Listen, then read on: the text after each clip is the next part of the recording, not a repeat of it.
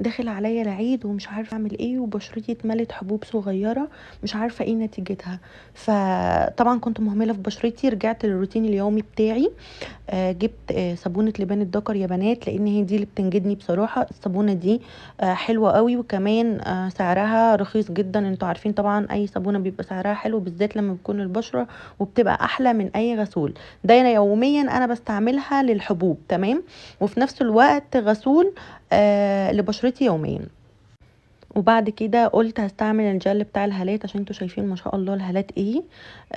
برضو كان بقالي فتره قوي ما بستعملوش، قلت ارجع عليه تاني واستعمله يوميا. لما كنت بستعمله يا بنات والله ما كان فيه اي هالات ولا اي حاجه، تحفه جدا.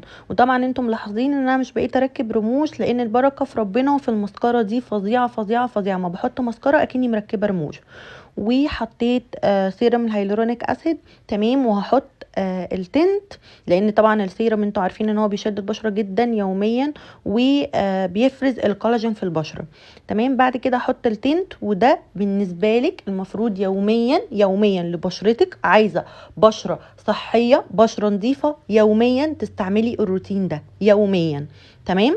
بصوا كده انا كده خلصت ده الروتين اليومي. هدخل في الروتين الاسبوعي، والروتين الاسبوعي ده يا بنات لازم يتعمل مره كل اسبوع، لان طبعا بشرتنا بتبقى فيها بثور سودا ورؤوس سودا واللي هو الشعر الصغنون، و بيعالج اي قله نضاره. انا بعشق ماسك التوت ده، لان كمان ريحته حلوه قوي.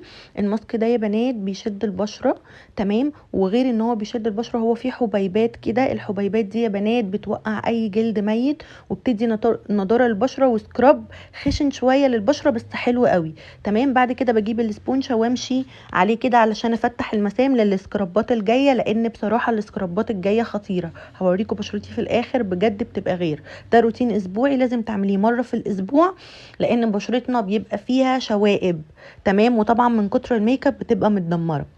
هفضل ادلك كده فيها اهو لحد ما احس ان هو اختفى. وبعد كده هغسل بشرتي واستعمل ماسك الطمي المغربي. ماسك الطمي المغربي ده بقى يا بنات حوار، ده فعلا بيخفي الحبوب، والله العظيم يا بنات زي ما بقول لكم كده بيخفي الحبوب تماما، تمام. ده بيموت بقى لما بتحطيه، طبعا انت كده صحصحتي الحبايه خلاص. فبعد كده دون بيروح مموت الحبايه تماما، مموتها خالص، تمام.